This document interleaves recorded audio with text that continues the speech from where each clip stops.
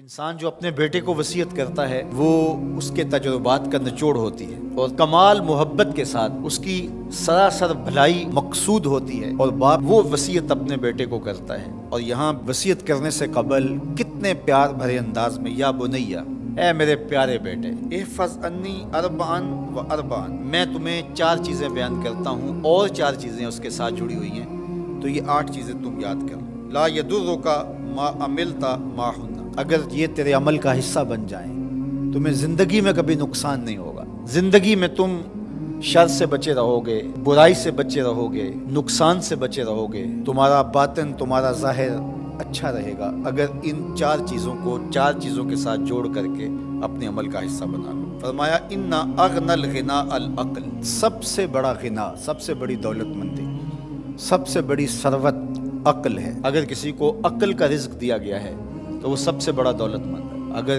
اس کے پاس مال و متاع بہت سارے ہیں لیکن بے وقوف ہے تو وہ دولت مندی نہیں ہے۔ وَأَكْبَرُ الْفَقْرِ الْحُمْقُ، اور سب سے بڑا فقر اور سب سے بڑی محتاجی جہالت ہے۔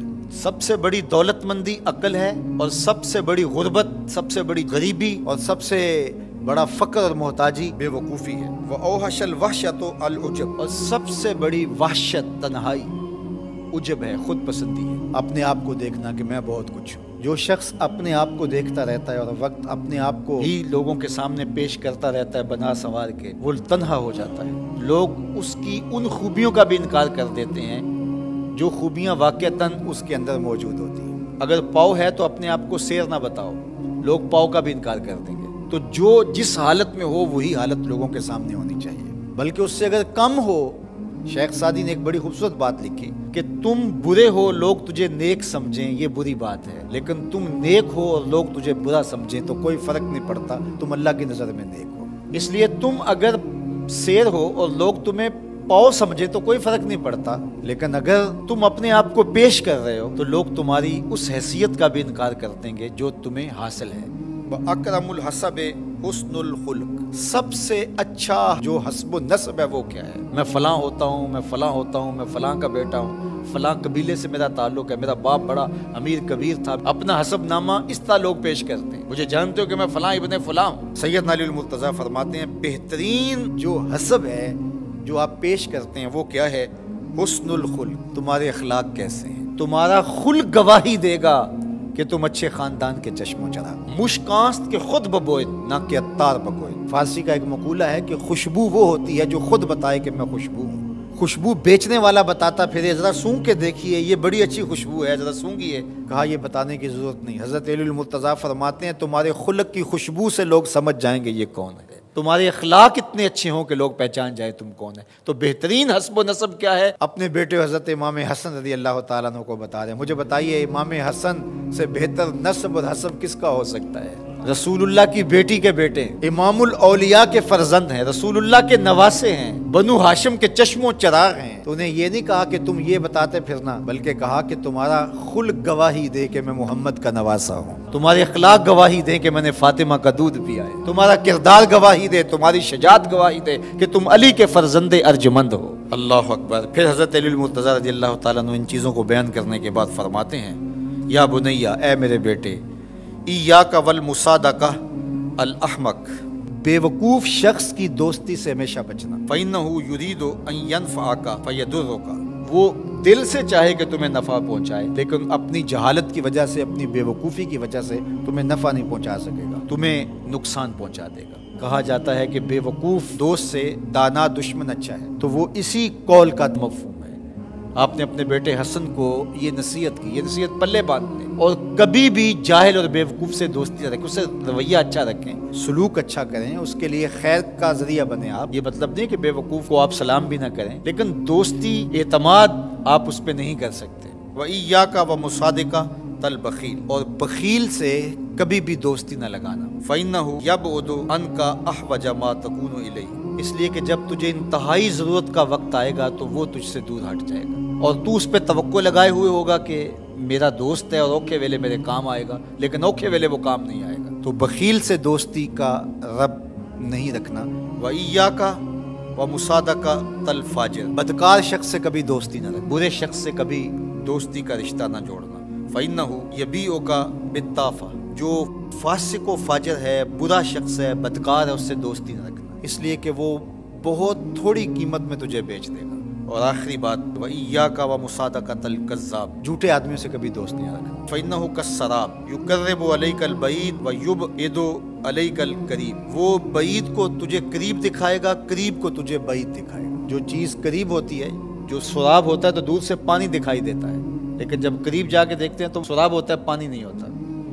तो कहा वो भी सुराब की तरह होता है, कज़्ज़ाब, झूठ बोलने वाला, जो तुझे वो नक्शा खींचेगा जो होगा नहीं, तुझे वो चीज़ें बताएगा जो नफ्सुल अमल में नहीं होंगी, और तू एक मुगालते में मारा जाएगा। ये है हज़रत सैयदना अली मुर्तज़ा रज़ियल्लाहु ताला अन्हु के वो अक़वाले नूर, जिनकी गहराई, गिराई और हिकमत से भरे हुए ये कलिमात से फूटते हुए उजाले हमारी ज़िंदगी को एक उसलूब देते हैं। कहते हैं कि मैं हज़रत इमाम ज़ैनुल आबिदीन को मिलने गया। ये वो ज़माना था कि जब इमाम ज़ैनुल आबिदीन के हाथों में हथकड़ियाँ और पाँव में ज़ंजीरें डाली गई थी। दोबारा जब अब्दुल मलिक के ज़माने में, मरवान के ज़माने में तकलीफ़ें उठाई गईं और इनको अज़ियतें पहुँचाई गई, तो कहा कि इमाम ज़ुहरी कहते हैं कि मेरे ज़ब्त के बंधन टूट गए, मुझसे बर्दाश्त न हुआ। जो ही मैं गया और देखा कि उनके हाथों में हथकड़ियाँ हैं और पाँव में ज़ंजीरें हैं, तो मैं बेसाख्ता रो दिया। तो कोई तशफ़ी का, तसल्ली का कलेमा मैं उनके लिए कहता, लेकिन इमाम ज़ैनुल आबिदीन मेरी तरफ देख करके फरमाने लगे, ज़ुहरी क्या हुआ? मैंने कहा, हज़रत आपने करबला में थोड़े दुख देखे थे, ये कुछ रह गया था कि आपको अब भी जंजीरों में जकड़ दिया जा रहा है। तो फरमाया ये ज़्यादा देर नहीं रहेंगी। और दूसरा फरमाया, हम अल्लाह की तकदीर पे राज़ी हैं, अगर मैं चाहूँ तो ये जंजीरें टूट जाएं। और आपने झटका दिया तो वो जंजीरें टूट गईं। हम उसकी तकदीर पे राज़ी हैं। ये चाहते थे कि लोगों का अहले बैत के साथ जो मोहब्बत का रिश्ता है वो कमज़ोर हो जाए, लेकिन कैसे हो सकता है? ये हुजूर का खून है, उसके साथ मोहब्बत का रब्त कैसे टूट सकता है, कैसे ख़त्म हो सकता है? शाही जलालत के बावजूद लोग इनकी परवाह नहीं करते थे और अहले बैत के लिए लोगों की आंखें फरशेरा होती थी। हश्शाम बिन अब्दुल मलिक बनु उमैया का बड़ा तगड़ा हुक्मरान गुजरा है। ये हज करने के लिए आया। वहां जब पहुंचा तो इसका जी चाहा कि मैं हजर अस्वद को बोसा दूं। इसके दोस्त भी थे साथ, आयान सल्तनत भी थे। शाही तुम तराक के साथ पूरी शान के साथ आया। शहजादा था तो उसका अंदाज भी उस तरह का था, लेकिन रश इतना था, वहाँ कौन देखता है कि मेरे पीछे कौन है, शहजादा है। किसी ने रास्ता न दिया। तो ये एक समत खड़ा हो गया हजर अस्वद के सामने मताफ में कि रश कम होता है तो मैं हजर अस्वद को बोसा देता।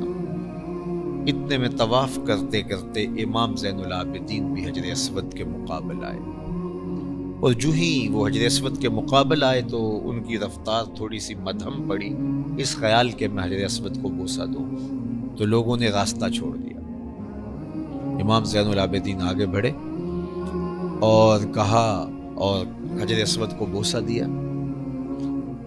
अब इसको बड़ा अजीब लगा और बड़ा हसद की आग में जल गया कि मेरे लिए किसी ने रास्ता नहीं छोड़ा। मैं बादशाह का शहजादा हूँ, वली अहद हूँ, और इसके लिए लोगों ने रास्ते छोड़ दिए। तो वो अज राहे तहकीर अपने दरबारी शायर फरजदक से ये हश्शाम के साथ था। तो इमाम ज़ैनुल आबिदीन ने जो ही काबतुल्लाह के करीब जाके हजर अस्वद को चूमा और लोगों ने रास्ता छोड़ा, तकरीम दी, तो इसने जल भुन करके अबू फराज से कहा ये कौन है? हालांकि ये जानता था ये इमाम ज़ैनुल आबिदीन है, लेकिन बास का तजाहुल आरफाना करके किसी की अहमियत घटाई जाती है कि ये कौन है। तो उसने कहा ये कौन है, तो उसका मतलब यही था कि ये मुजम्मत में कुछ कहेगा और मेरे दिल को तस्कीन हो जाएगी जो जख्म पहुंचा है। लेकिन फरजदक ने उस जुर्रत का मुजाहरा किया और उसने कहा कि तू नहीं जानता ये कौन है? इसको तो बतहा के संगरेजे भी जानते। ये फातिमा का फर्जंद है, ये हुसैन का नूरे नजर है। इसको तो फर्श वाले भी जानते हैं, हश्शाम सुन, इसको तो अर्श वाले भी जानते हैं, इसको तो आसमान वाले भी जानते हैं। और फिर कहा तेरा मन होवा कहना इस मारफा को नकरा नहीं कर देगा। तेरा तो जाहले आरफाना ये कौन है? तो कहा तेरा ये कहना اس معرفہ کو نکرہ نہیں کر دے گا. یہ کل بھی معرفہ تھا، یہ آج بھی معرفہ. اور وہاں کھڑے کھڑے امام زین العابدین کی شان میں ایک لمبا قصیدہ لکھ دیا. اسے غصہ آیا کہ میں کیا اس سے پوچھنا چاہ رہا تھا اور یہ شاعر اس کو سمجھنا چاہیے تھا، اور یہ الٹا ان کی شان میں لکھ رہا ہے. تو اس نے قید کروا دیا. تو امام زین العابدین کو پتہ چلا تو انہوں نے اشرفیوں کی کچھ تھیلیاں ہدیہ کے طور پہ بھیجی. فزدق نے اس کو شکریہ کے ساتھ واپس کیا اور کہا کہ حضرت میں نے یہ قصیدہ ان اشرفیوں کے لیے نہیں، آپ کے نانا کی شفاعت کے لیے. اللہ اکبر. آپ نے فرمایا کہ ہم جس کو دے دیں واپس نہیں لیتے. تو یہ تھی پذیرائی، اور اس پذیرائی کو ختم کرنے کے لیے کوشش ہوتی رہی. لیکن یہ عزت اہل بیت کرام کو جو دی گئی ہے، یہ حضور کی نسبت سے دی گئی ہے. یہ فرزند ہیں، خون ہیں رسول صلی اللہ علیہ وآلہ وسلم کا. رسول اللہ صلی اللہ علیہ وآلہ وسلم نے آخری حج کے موقع پر مخاطب کر کے اپنی امت سے کہا اذکرکم اللہ فی اہل بیتی، میں اپنے اہل بیت کے بارے میں تمہیں اللہ سے ڈراتا ہوں، تذکیر کرتا ہوں، نصیحت کرتا ہوں کہ میرے اہل بیت کے معاملے کے اندر تم